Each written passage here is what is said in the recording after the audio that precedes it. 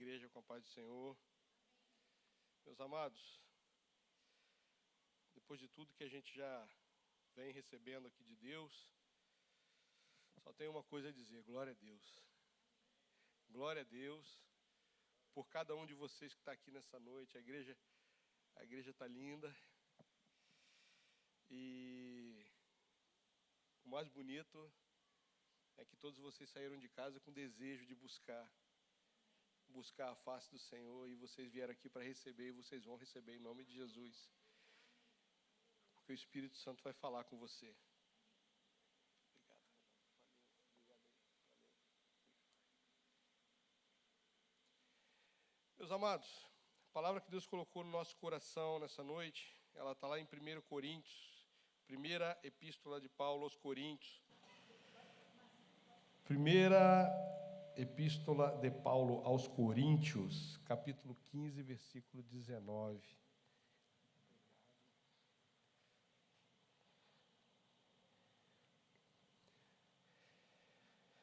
Primeira Coríntios 15, 19. Diz assim. Todos encontraram? 1 Coríntios 15, 19. Se você não encontrou, encontre. Diz assim: se a nossa esperança em Cristo se limita apenas a esta vida, somos os mais infelizes de todos os homens.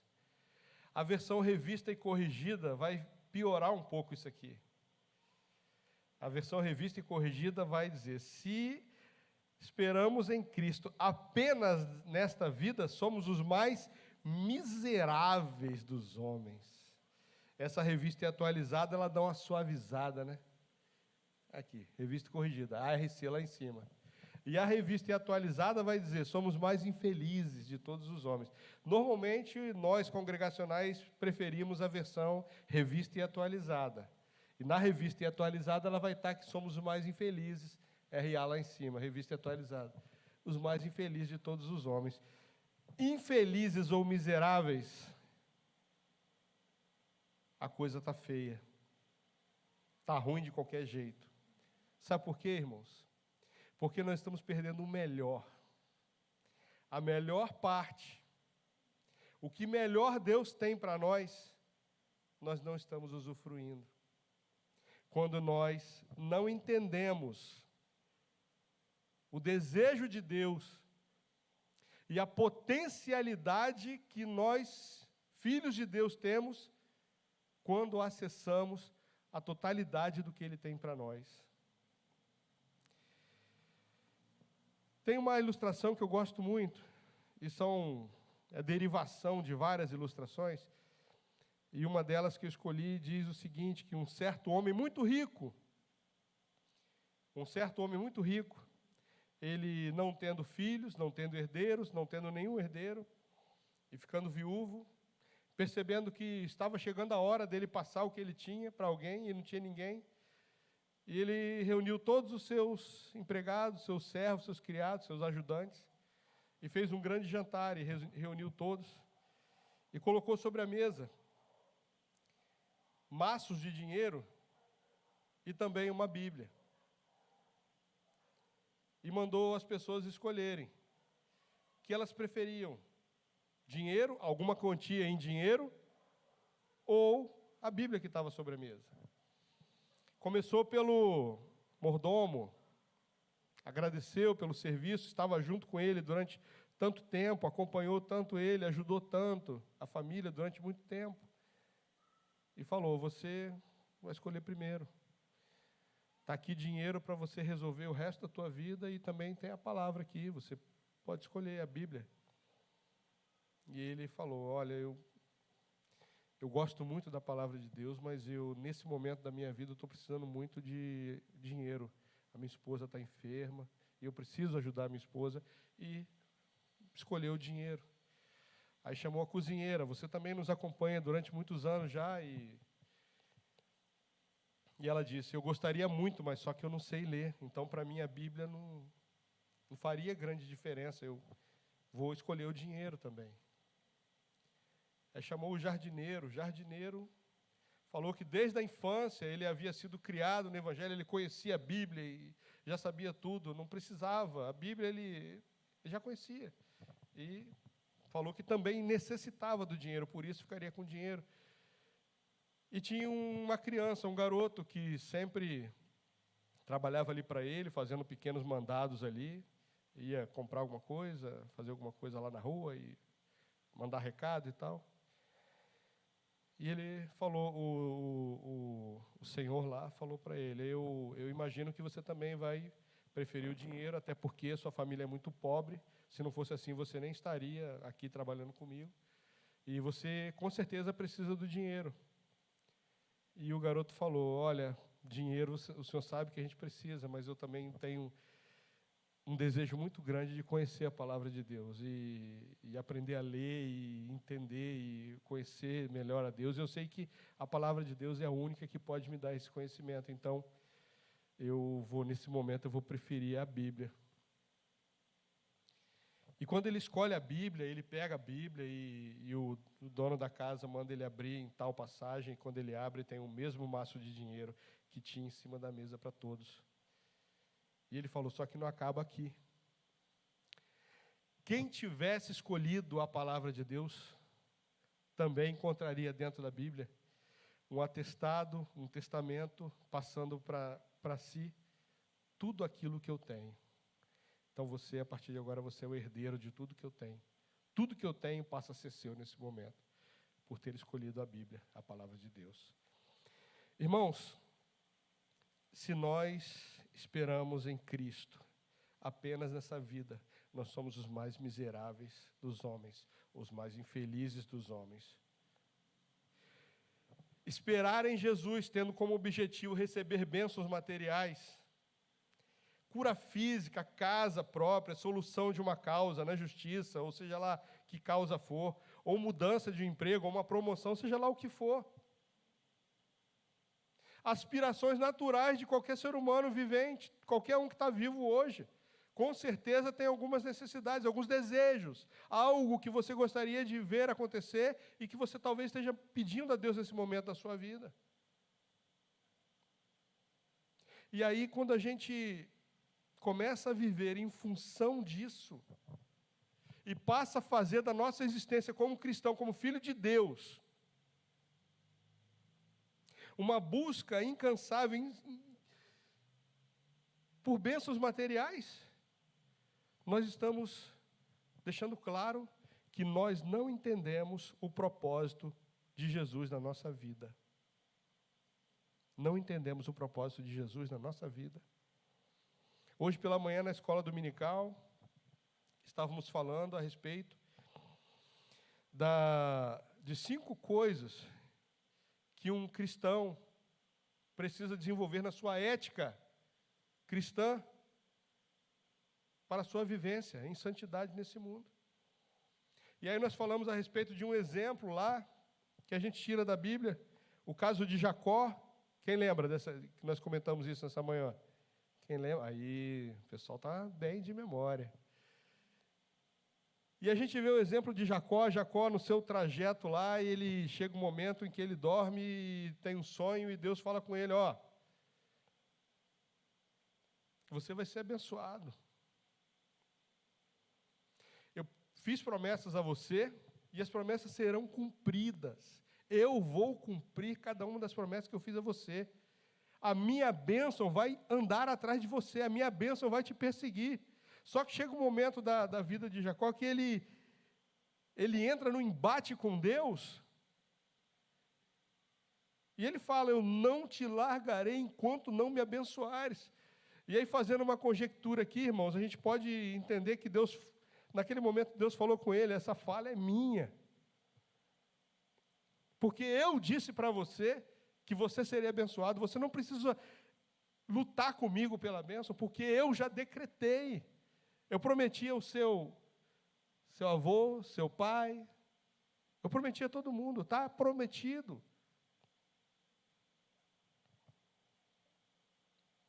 Você não precisa lutar por isso, você só tem que viver a vida que eu propus a você, e a minha bênção te alcançará. E aí, irmãos, a gente fica triste quando a gente vê muitos cristãos invertendo valores. E quem tem vindo aqui à escola dominical tem visto que nós estamos tratando a respeito da ética cristã, dos valores e princípios que todo cristão precisa desenvolver, valorizar e viver para ter uma vida de vitória na presença de Deus e na presença do mundo no qual vivemos. Para que o mundo veja, através de nós, o nosso bom testemunho, como diz Pedro, a presença do Senhor, Deus vivendo em nós. E a gente fica triste quando vê gente invertendo valores espirituais e trocando bênçãos espirituais por desejo de bênçãos materiais exclusivamente. Ao invés de se alegrarem na salvação em Cristo, naquilo que Deus já fez por você, naquilo que Deus já te deu, vivem a vida em função de coisas que Deus já ia acrescentar a você, ou talvez até mais do que você jamais aspirou ou desejou. E você transtorna a obra de Deus na sua vida, porque você está buscando valores equivocados. Não é isso que Deus chamou você para fazer nessa terra. Não é isso que Deus chamou você para perseguir nessa terra. Porque, irmãos, a palavra de Deus nos diz que quando nós cuidamos dos interesses de Deus, Ele cuida dos nossos interesses. Quando nós buscamos primeiro o reino de Deus e a sua justiça, o resto é acrescentado. Salvação em Cristo tem que ser valorizada. Redenção da nossa alma. Redenção da nossa vida. A bênção espiritual que é trazida para a nossa vida quando o Espírito Santo de Deus passa a habitar em nós. Gabriel estava falando aqui sobre o véu do templo que se rasgou, né, Gabriel? Gente, eu estava vendo hoje à tarde um mini documentário a respeito do terceiro templo que está sendo construído, e aí aquela jovem judaica brasileira, Aline, que mora lá em Israel e faz vídeo, ela mostrou aqui, ó, o véu do templo já está reconstruído. Falei, Jesus, tem misericórdia, Senhor. O véu já foi rasgado e o povo está fazendo de novo. Eu nunca vi alguém se alegrar com separação de Deus. E o pessoal todo feliz, ó, nós estamos reconstruindo tudo, está aqui o candelabro, está aqui a pia, está aqui o altar do incenso, e aqui está o véu. Oh, Jesus, tem misericórdia. Aí eu vejo uma coisa daquela, a falta de entendimento, irmãos, a ignorância, ela leva o ser humano a produzir cenas assim, que se não fosse trágicas, seriam hilárias. Seria cômico se não fosse trágico, mas é trágico. É trágico viver perdendo o melhor que Deus tem para você. Pessoas vivem angustiadas hoje em dia, deprimidas, desanimadas, porque as suas orações não foram respondidas, e muitas delas, e grande parte delas, se não a maioria, estão limitadas a bênçãos materiais. Nós estamos falando isso hoje aqui, pela manhã, falando que nós estamos no Setembro Amarelo. O que é o Setembro Amarelo? É o mês em que nós oramos e pensamos e cuidamos do problema da depressão, da angústia, do extremo de tudo isso, que é o suicídio. É o mês da igreja, orar, pensar sobre isso. E, gente, olha só, aí de manhã a gente considerou aqui alguns exemplos na Bíblia. Elias, quando vence aqueles profetas lá de Baal, e vê aquela maravilha acontecendo, chovendo fogo do céu, e consumindo lá o holocausto, num monte de lenha que estava todo embebido em água, a ponto de transbordar.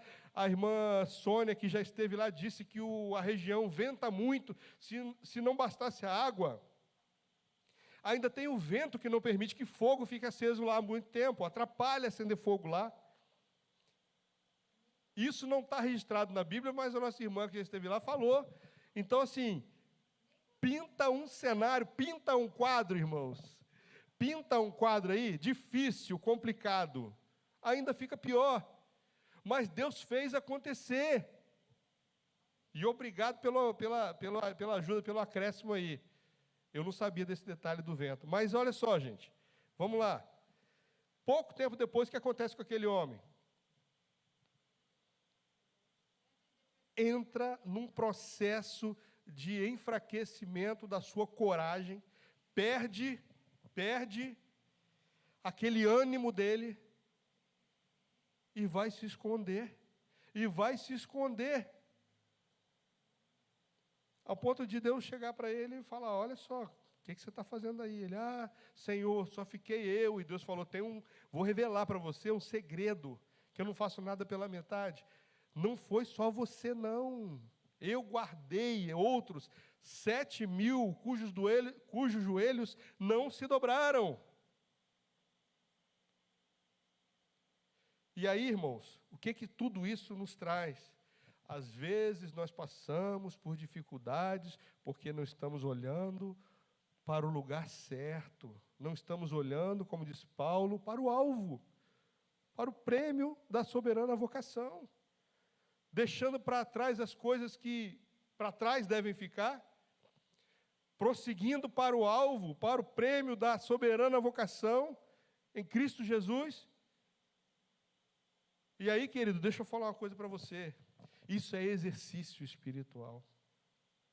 Tem gente que acorda cedo, vai para a academia, enfrenta uma rotina de trabalho estressante. Às vezes vai para o trabalho primeiro. Pessoas, às vezes, que têm filho para cuidar. E ainda tem tempo de cuidar da saúde. Tem tempo de cuidar da saúde, indo para a academia e passa 1, 2 horas, às vezes mais de 2 horas lá e tal. Mas não atina para o fato que você não sabe o seu dia de amanhã. Você pode estar bem hoje e amanhã a sua família está te levando para o cemitério. Porque a nossa estrutura é assim. Perdoe por esse quadro triste que eu estou pintando para vocês aqui. É realidade dura que eu estou pintando para vocês aqui. Perdoe. Todos nós temos que ter essa consciência. Estamos aqui agora. Eu posso não estar daqui a 5 minutos. E eu tenho que entender isso. E como, repito, obrigado pelo exemplo, Gabriel. Como o Gabriel falou aqui, durante o louvor, não é por medo do inferno, queridos. Não é por medo do inferno que eu louvo a Deus, que eu adoro a Deus, que eu venho para a igreja para oferecer o meu louvor. Não é pelo medo do inferno. Não que isso não fosse um motivo, porque escapar do inferno é um motivo para correr para Deus.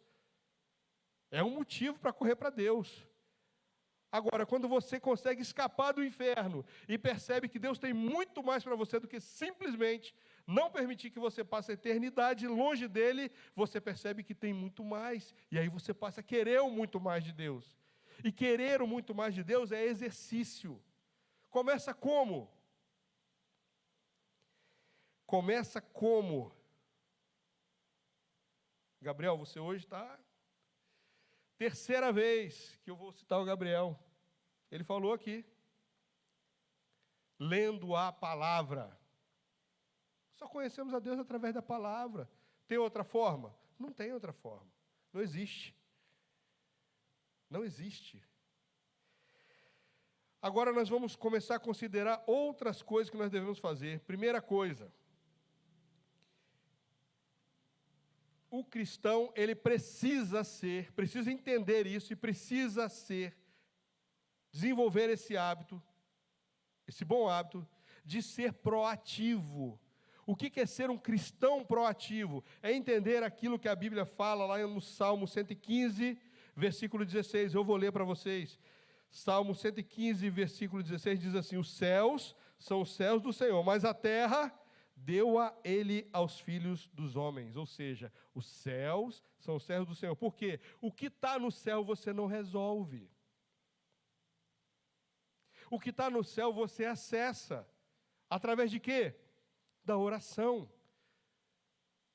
Mas você tem poder para orar e pedir a Deus e resolver o problema pelo qual você orou? Não. O seu poder para em apenas acessar a Deus e clamar a Ele que resolva.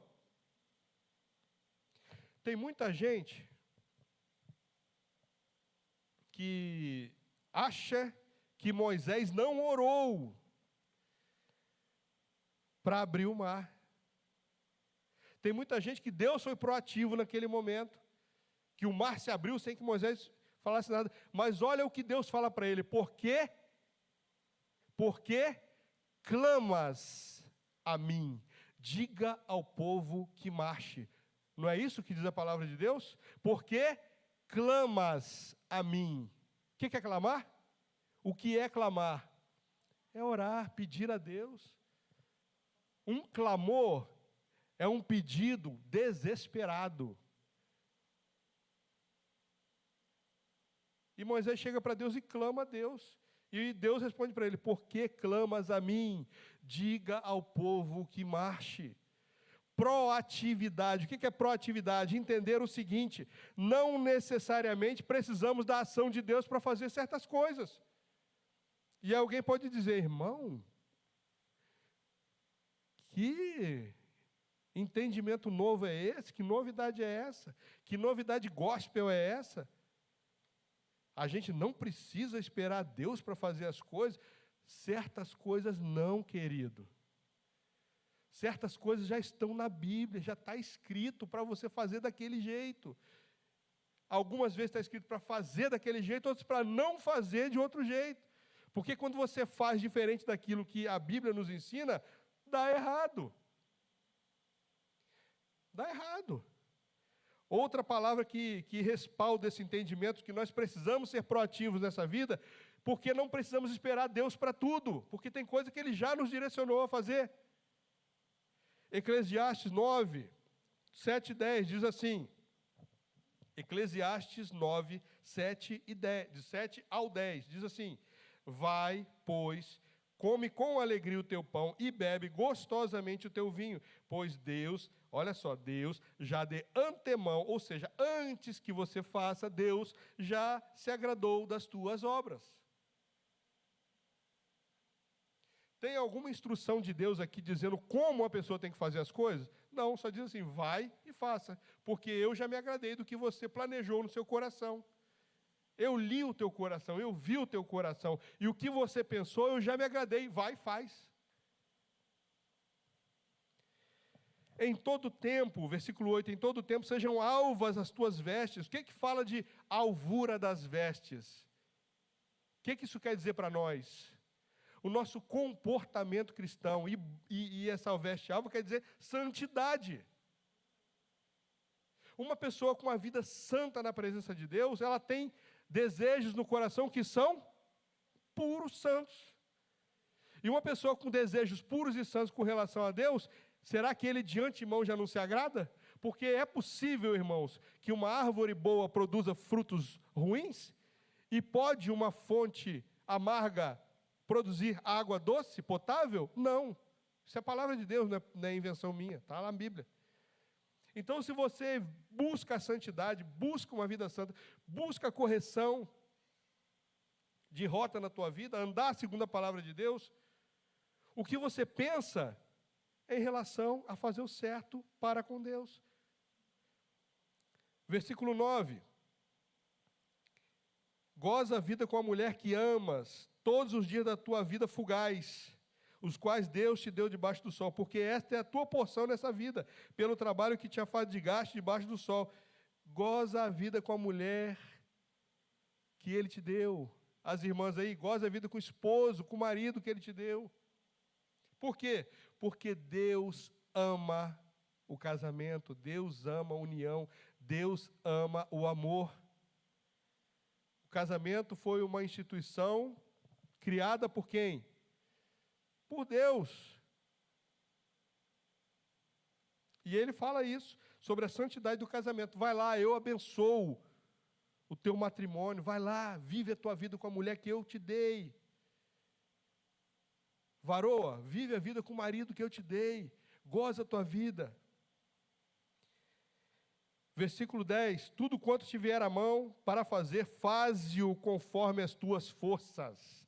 Tudo quanto te vier às mãos para fazer, faze-o conforme as tuas forças. Eu quero agora tratar de um problema. Sabe por quê? Porque às vezes você é uma pessoa chamada por Deus, salva, vive na casa de Deus, tem o Espírito Santo na sua vida, mas tem alguma área na sua vida que não foi tratada ainda.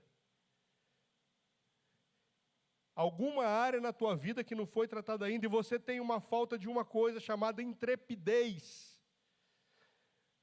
Mas, irmão, é possível uma pessoa ter o Espírito Santo e não ter intrepidez? Sim, é possível. É possível. E eu provo pela Bíblia que é possível. Pastor Roberto chega aqui agora.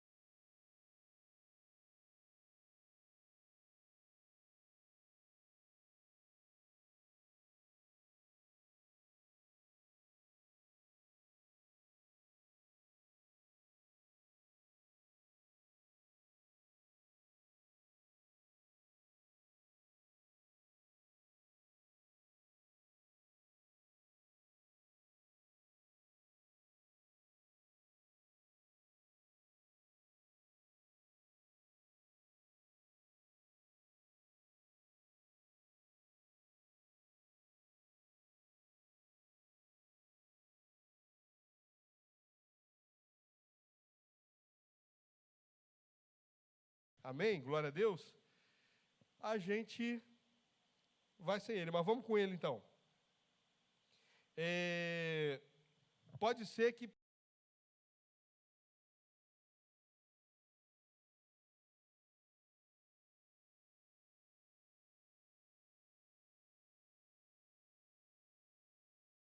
de Elias, profeta de Baal, a vitória, o milagre, a maravilha, logo depois ele estava mal, emocionalmente mal, e procurou se esconder. Temos vários exemplos parecidos na Bíblia, vários, de homens de Deus, cheios do Espírito de Deus, mas em algum momento, por algum motivo.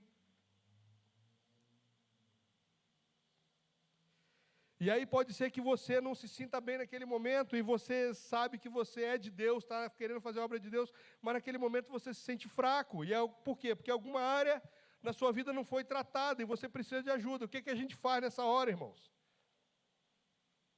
O que nós fazemos nessa hora? A primeira coisa que nós precisamos entender, Deus nos chamou aqui para sermos abençoadores, cada um de nós, cada um de você. Um exército não vence sozinho. Cada elemento precisa lutar por quem? Pelo país que ele está defendendo? Não. Um soldado na trincheira luta pelo seu colega, não pelo país. Porque se ele perder o colega, enfraquece todo mundo. Ele precisa lutar pelo colega dele. É assim que funciona. Uma frente de combate funciona assim. Um luta pelo outro. Ninguém está pensando no país que está lá atrás. A intenção é salvar o país do inimigo. Mas na hora ali da guerra da trincheira, um está querendo salvar a vida do outro. E vai lutar com o máximo de ferocidade que ele puder reunir naquele momento. Porque ele precisa disso. E na igreja, como é que nós precisamos ser?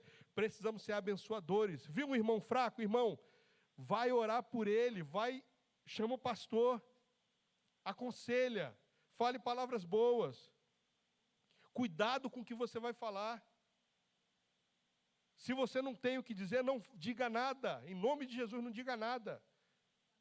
Porque pode ser que você piore o que já estava ruim. Converse com o pastor, aconselhe o irmão com bons conselhos, leia a palavra com ele, ore com ele. Não deixa a pessoa sozinha pensando bobagem o dia inteiro. Chama para louvar, cantar um louvor, ouvir uma música. Qualquer coisa que aproxime a pessoa de Deus. Aí a gente sai desse primeiro ponto aqui, sobre proatividade. Nós precisamos ser proativos. Precisamos entender que Deus nos chamou para uma obra, entender qual é essa obra e caminhar nela. Caminhar nela. Fazer o que Deus nos chamou para fazer. Num primeiro momento, o chamado de todo cristão é um só. Tem muitos dons e muitos ministérios. Paulo vai falar isso, tem muitos dons e muitos ministérios. Mas, concernente ao chamado geral de todo crente, o nosso trabalho é um só. Qual é? Manifestar o reino de Deus. Anunciar o reino de Deus. Pregar o evangelho. A irmã Sônia disse ide, exatamente. Anunciar o ministério geral de todo crente é anunciar o evangelho. É anunciar o reino. Então a gente já sabe que o ministério geral, a direção para a qual Deus nos aponta é essa, anunciar que Jesus é o Salvador do mundo. Que há uma perspectiva, uma chance, uma possibilidade de você se salvar da morte eterna. E conhecer uma vida maravilhosa, melhor, ainda aqui nessa terra. O segundo ponto é entender o que nós devemos esperar. Entender qual deve ser a nossa esperança, irmãos. Por que é que eu estou aqui nesse mundo? Para que é que eu estou aqui nesse mundo? Para viver a minha vida da melhor maneira possível, para trabalhar igual um louco para um dia ter um iate, ter um jatinho particular, para poder viajar para Dubai, poder viajar para Disney todo ano, poder ir para a Europa todo ano. É para isso que Deus nos chamou? Vida abundante, irmãos, vida abundante não é riquezas materiais, não são riquezas materiais, não são conquistas corruptíveis, como o dinheiro, que se acaba. Já experimentou guardar dinheiro durante muito tempo? Quando você vai pegar, está impossível de você ficar perto dele muito tempo, porque ele fica com um cheiro de mofo horrível, um cheiro de mofo terrível. Fede, o dinheiro fede. Dinheiro fede, irmãos. Pastor, dinheiro fede, que história é essa, irmão? O dinheiro passa na mão de todo mundo. A quantidade de bactéria que tem naquele troço. Guarda ele num lugarzinho fechadinho, quentinho, gostosinho. Você vai ver o que as bactérias que estão nele vai fazer. Ele vai estar fedendo que você não tem ideia. E aí, eu não ligo não. Fedendo, eu uso ele fedendo mesmo. Não vai ficar na minha mão mesmo, eu passo para os outros. Mas não foi para isso que Deus nos chamou, gente. Não foi para isso. Não foi para isso. Vanessa está toda feliz, né? Que agora ela descobriu que tem agora um cartão da Nômade. Cartão da Nômade. Não junta mais dinheiro, ela compra dinheiro no cartão da Nômade. E o que é o segundo ponto, irmãos? É a maior maravilha dos evangelhos. Qual é a maior maravilha dos evangelhos? É vida abundante, financeiramente falando? Não, queridos. A maior maravilha dos evangelhos é que Jesus nos levará para vivermos com Ele e nós gozaremos a eternidade com Ele. 1 João 3,2. Amados, agora somos filhos de Deus. Olha que legal, eu vou parar aqui o versículo, olha só que legal, irmãos. Amados, olha aqui. Amados, agora nós somos filhos de Deus. Dá até para você encenar isso aqui. Amados, agora nós somos filhos de Deus. Quando você fala agora, abre-se um sorriso. Por quê? Todos os teus problemas acabaram. Porque agora você é filho de Deus. Se você entendeu isso, dá uma glória a Deus aí agora. Você é filho de Deus? Já encontrou Jesus? Ele já te salvou? Você está alegre por isso? Já parou para pensar que um dia você vai estar na presença dele por toda a eternidade e toda lágrima ele vai enxugar do teu rosto? Não vai ter dor, não vai ter doença, não vai ter preocupação, não vai ter inimigo enchendo a tua paciência, atrapalhando a tua vida, não vai ter nada disso. Então você fique feliz com isso. Amados, agora somos filhos de Deus. E olha, e o negócio só vai melhorando. Olha que legal. Agora nós somos filhos de Deus e ainda não se manifestou o que haveremos de ser. Olha como é que o negócio vai melhorando. O que nós haveremos de ser. Sabemos que quando Ele se manifestar, olha aí o topo do bolo agora, a cereja. Seremos semelhantes a Ele, porque haveremos de vê-lo como Ele é. A palavra de Deus diz que ninguém viu a Deus e viveu. A palavra de Deus diz isso. O próprio Deus falou isso. Ninguém me viu e continuou vivo. A estrutura do ser humano não aguenta. Só que a palavra de Deus diz em 1 João 3,2 que nós haveremos de vê-lo como Ele é. Gente, o negócio começa bom e só vai melhorando, melhorando, melhorando. Qual é a maior maravilha dos evangelhos, irmão? A maior notícia dessas boas novas que Ele trouxe para nós, que Jesus trouxe para nós, qual é a maior maravilha? É sabermos que Ele virá nos buscar, nos levará para Ele e nós seremos igual a Ele um dia. Com corpos glorificados. Outra passagem aqui maravilhosa também com relação à maior maravilha dos evangelhos, Apocalipse 21, 3 e 4, diz assim: então ouvi grande voz vinda do trono. Olha, irmãos, pensa, você já está salvo, está na presença de Deus, você sabe que tua eternidade está garantida, e ainda você ouviu uma grande voz vinda do trono dizendo: eis o tabernáculo de Deus com os homens. Deus habitará com eles, eles serão povos de Deus, e Deus mesmo estará com eles. E Ele lhes enxugará dos olhos toda a lágrima, e a morte já não existirá, já não haverá luto, nem pranto, nem dor, porque as primeiras coisas passaram.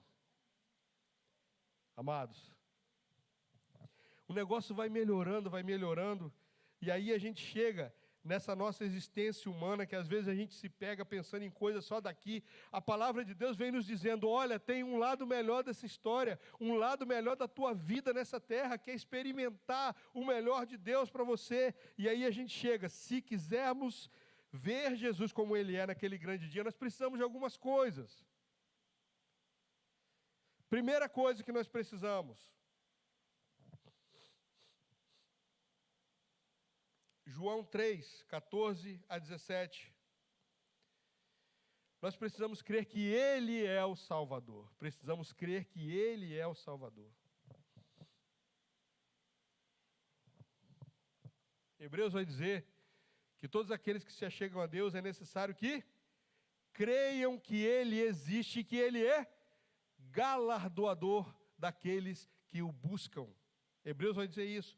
E João 3, 14 a 17 vai dizer: e do modo porque Moisés levantou a serpente no deserto, assim importa que o Filho do Homem seja levantado, para que todo aquele que nele crê tenha a vida eterna. Porque Deus amou o mundo de tal maneira, de uma maneira tão inacreditável, que Ele deu o Filho dele, o único Filho dele, o Filho unigênito, para que todo aquele que nele crê não pereça, mas tenha vida eterna. Porque Deus enviou o seu Filho ao mundo, não para que julgasse o mundo, mas para que o mundo fosse salvo por ele. A intenção do coração de Deus com Jesus foi salvar a todos que se achegassem a Ele, que crescem nele, que buscassem a Ele.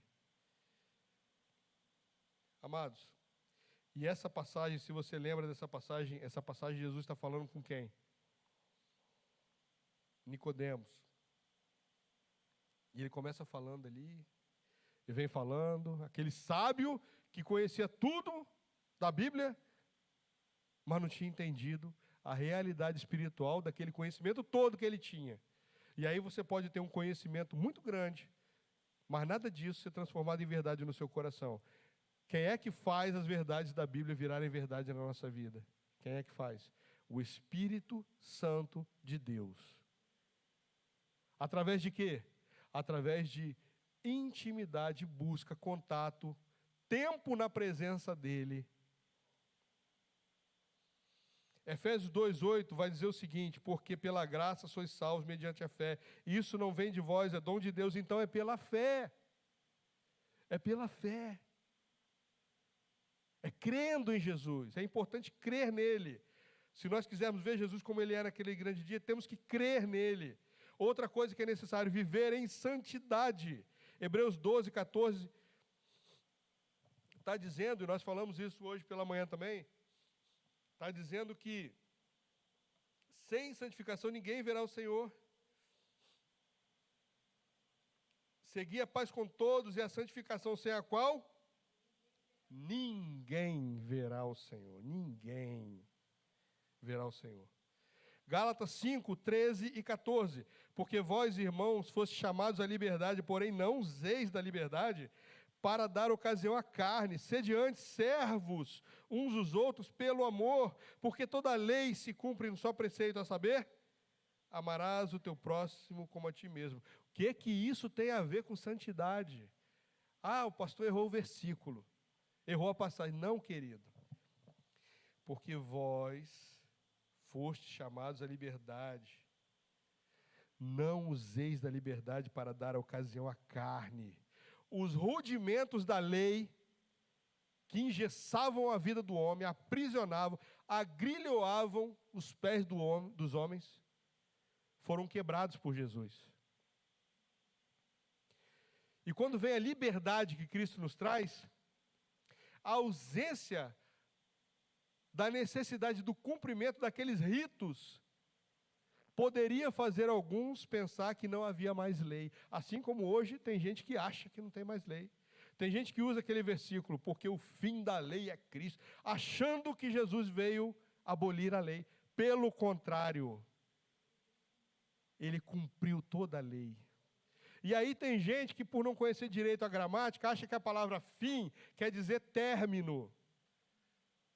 Mas tem alguns professores de português aqui que vão explicar para vocês que a palavra fim também quer dizer finalidade, propósito, objetivo.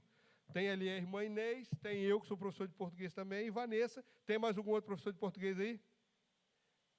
Tem 3 aqui. Irmã Inês, fim pode ser finalidade, propósito? Levanta a mão. Ela concordou. Sim. O fim da lei, que é Cristo, não é o término da lei, o encerramento da lei, mas o cumprimento. A lei apontava para Cristo, a finalidade da lei era apontar para Cristo. Era dizer, olha só, enquanto o Cordeiro não vier, o sacrifício perfeito não for feito, você estará preso pelo cumprimento desses ritos todos aqui. Quando ele vier e o véu do templo rasgado foi o sinal, aí a finalidade da lei, Paulo vai dizer que a lei é um aio. O que é um aio? É tipo uma babá, esqueci o nome, uma babá, uma pessoa, um tutor. Um tutor que ensina uma criança, ensina a criança a ser gente grande, ensina tudo que ela precisa saber para ser gente grande. Então a lei era um aio, a lei era o que cuidava daqueles projetos de filhos de Deus, para que quando o Cordeiro viesse, eles se tornassem filhos de Deus. Agora somos filhos de Deus, como diz a palavra. Agora nós somos filhos de Deus. João fala isso. E aí a gente vem aqui, santificação. Irmãos, quando fala de santificação, e eu usei Gálatas para exemplificar a santificação, é porque a ausência daquele rito não pode nos fazer perder o foco de que a santidade é necessária, agora não mais por obrigação, mas por devoção, por amor, por entrega, por desejo, querer do coração, querer da nossa alma. E aí ele fala também com relação à santidade, ele fala, amarás o teu próximo como a ti mesmo. Tem a ver com santidade. Se você não entendeu isso, passe a perguntar a Deus, Senhor, me mostra isso aí, como que o meu relacionamento com o meu irmão tem a ver com santidade, me mostra isso. 1 Tessalonicenses 5, 23 e 24, e estamos chegando ao final. Diz assim, está escrito que Deus nos santifica em tudo, isso significa que Deus deseja para nós uma vida totalmente afastada do pecado. 1 Tessalonicenses 5, 23 e 24, diz assim: o mesmo Deus da paz vos santifique em tudo, e o vosso espírito, alma e corpo sejam conservados íntegros, irrepreensíveis, na vinda de nosso Senhor Jesus Cristo. E aí ele completa. Olha o final desse versículo, que é uma promessa e uma tranquilidade que ele nos dá. Fiel é o que vos chama, o qual também o fará. O que ele diz que o fará aqui? O que ele diz que fará aqui? A santificação. O mesmo Deus de paz vos santifique em tudo. Vosso espírito, alma e corpo sejam conservados íntegros, irrepreensíveis. Quem é que vai fazer isso na tua vida? Aquele que vos chama, que é o fiel e que também o fará. Esse aqui fará isso na sua vida. Ele te propõe a santidade e diz: eu te levarei ao lugar de santidade que eu preciso que você habite, para que o meu Espírito habite e interaja contigo nessa terra, para que eu seja visto através da tua vida. Terceiro ponto, viver em obediência. Hebreus 5:9 diz que ele veio a ser a causa de eterna salvação para todos aqueles que lhe obedecem. Hebreus 5:9. E tendo sido aperfeiçoado, tornou-se o autor da salvação eterna para quem? Para todos os que lhe obedecem. Obediência, irmãos. Obediência. Samuel vai dizer para Saul: será que Deus tem prazer nas coisas que você faz externamente, sem ser fiel no seu íntimo? E ele vai falar: Deus não se agrada em gorduras de cordeiros e de bodes. Melhor coisa seria você ter obedecido. Melhor é obedecer, Saul, do que sacrificar. Porque você não obedeceu, Deus está te rejeitando. Deus não gosta de servo, filho, amigo, desobediente. Obediência, irmãos. Não é coisa difícil que Deus pede para a gente. A partir do momento que você já sabe o que tem que fazer, não é difícil. Difícil é quando Ele não diz o que você tem que fazer. Difícil é quando Ele não diz. Mas quando Ele diz, é fácil. É só obedecer. Quarta coisa, esperar com paciência. Falamos isso extensamente hoje pela manhã, da paciência.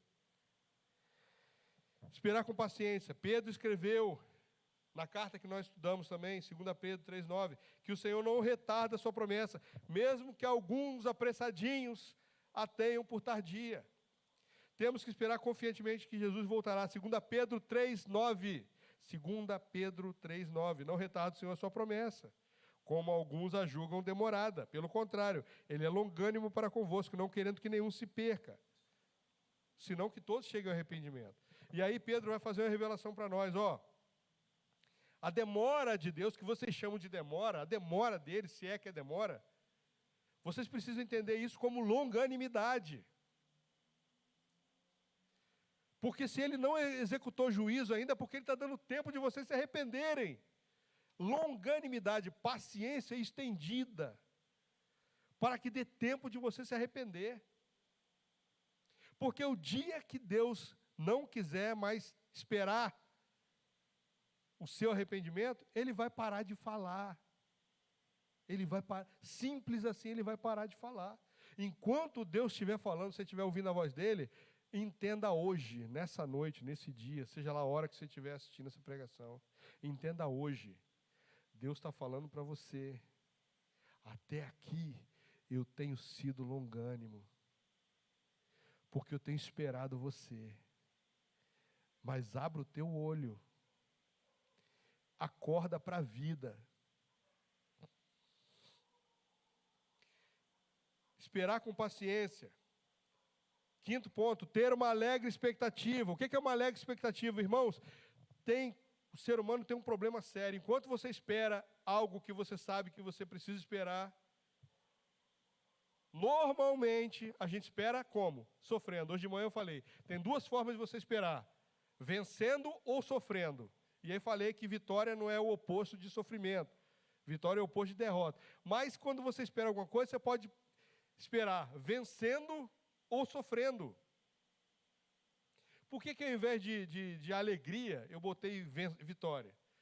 Porque quando você passa o tempo da espera, entendendo que Deus, naquele momento, está fazendo alguma coisa, você está acumulando vitória sobre você mesmo, sobre suas emoções, no ambiente espiritual, você vai envergonhando o inimigo, envergonhando Satanás, envergonhando o diabo. Quando você passa pela luta, sem murmurar, sem reclamar, sem dar mau testemunho, ao invés de estar pregando o evangelho, você está falando, ó vida, ó azar, e a pessoa que não é crente vendo, você dá aquele mau exemplo, você não está tendo vitória. Já parou para pensar? Para pensar aí agora. Ah, pastor, eu não me reconheço nisso que você está falando, não. Para pensar como é que você espera a sua hora de ser atendido no médico. Para pensar. Lembra aí. Vê se você não se encontra nisso que eu estou falando. Aí chega, você vem contando. Falta só 7, falta só 6, falta só 5. Detalhe que de 1 em 1 é 1 hora quase. Falta só 5, falta só 4, falta só 3. Aí chega quem? Representante farmacêutico, com aquela malinha dele. Aí entra na frente. Aí você naquela hora, aí você fala, Senhor, me perdoa, mas eu vou sair da graça. Ou se eu pudesse, eu faria cair um raio do céu e fulminar essa pessoa. Gente, isso é só um exemplo. Quando você está pensando em outras coisas com relação à vida espiritual, o caso pode ser mais sério do que a sala de espera do seu médico. Você pode ficar mais chateado ainda. A gente conversando aqui hoje de manhã, falou que tem hora que dá vontade de falar assim para Deus, Senhor, ó, beleza, obrigado por o Senhor ter me chamado, me escolheu, mas ó, cansei, vou ficar sentado aqui no banco da igreja, vou só assistir culto, cantar. Na hora do louvor, eu vou me alegrar de fato, de verdade. Oh, aleluia, vou oferecer o meu louvor. Mas eu não quero mais fazer nada. Chega, cansei de esperar. Eu não quero mais esperar. Não tem hora que às vezes dá vontade de fazer isso? Seja sincero, não tem hora que dá vontade? Mas aí quando dá vontade, o que você faz? Lembra de Paulo. Paulo, vivendo tudo o que viveu, revela para nós um segredo maravilhoso.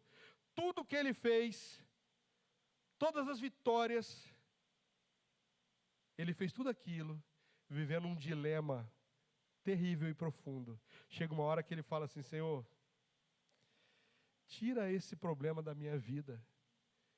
Isso aqui é um mensageiro de Satanás que vem me esbofetear. Ele me humilha, isso me mata. Tira isso da minha vida. E o que Deus fala para ele? A minha graça te basta, porque o meu poder se aperfeiçoa na fraqueza. Aí você olha para Paulo falando isso, fazendo tudo que aquele homem fez. O cara foi apedrejado, perdão pelo cara, perdão. O irmão foi apedrejado numa cidade. Quando ele conseguiu se recuperar dos machucados, o que ele fez? Montou no cavalo e saiu voado, saiu correndo. Não, ele voltou para a cidade, irmãos.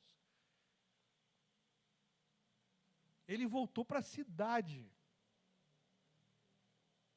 E aí você, porque está esperando, está difícil. Ah, Senhor, não está acontecendo. Querido, deixa eu falar uma coisa. Quando o negócio é difícil, sabe o que é? É porque Deus quer te fazer excelente. Ele quer te fazer imbatível.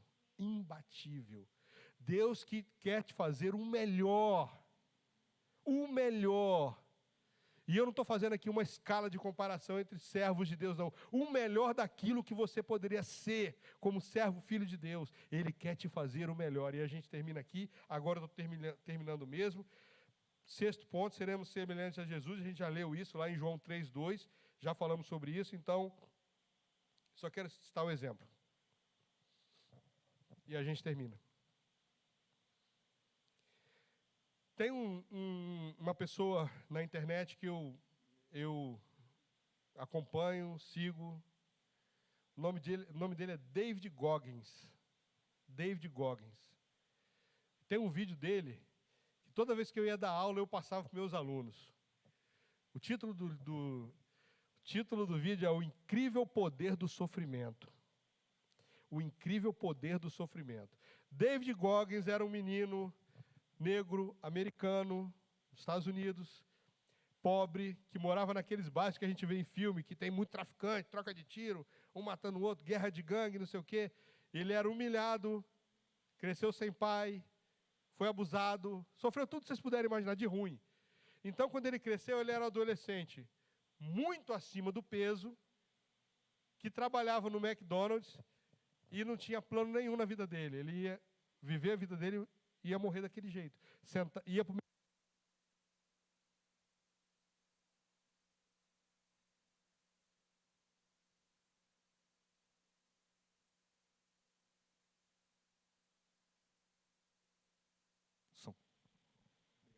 Até que um dia, ele ligou a televisão e viu um treinamento dos fuzileiros navais americanos.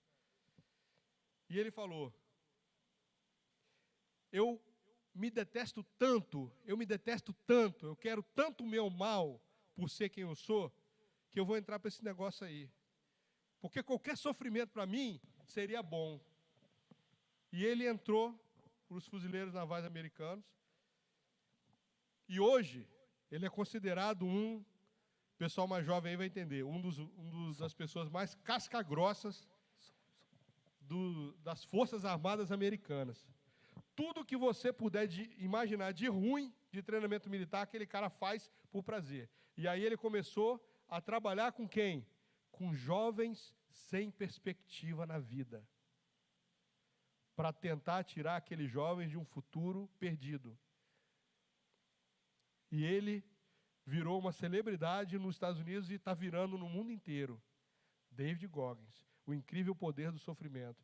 E aí a gente olha, o cara nem crente é.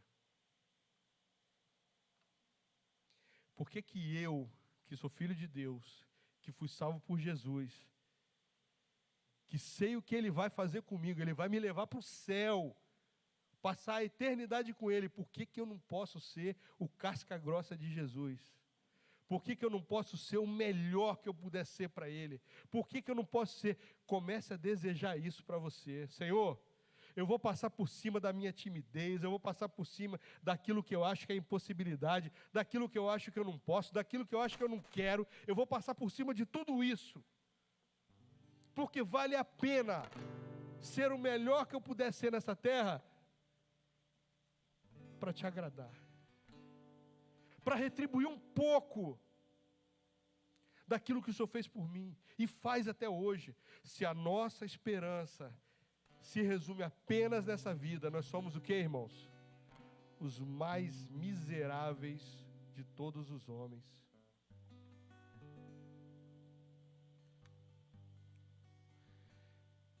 Vamos continuar pensando que nós precisamos ser melhor. E quando você tiver atingido a excelência, pense o seguinte: enquanto Jesus não voltar para me buscar, dá tempo de eu melhorar ainda mais. Dá tempo de eu melhorar ainda mais. Você só precisa ser obediente àquilo que Ele te ensina pela palavra. Que está na palavra. Só obedeça. Só obedeça. E você vai ver o que Deus vai fazer contigo. Pastor Alberto. Vamos orar. Pai, nós queremos te agradecer. Te agradecer pelo que Teu Espírito falou ao coração de cada um de nós nessa noite. Te agradecer, Deus, pelo que nós sabemos, temos certeza que o Senhor vai fazer conosco. E nós queremos pedir, Pai, que o Senhor venha selar no nosso coração com Teu Espírito essas verdades e nos fazer responder, Pai, de acordo com aquilo que o Senhor já planejou para nós. Te agradecemos, Deus, em nome de Jesus. Amém.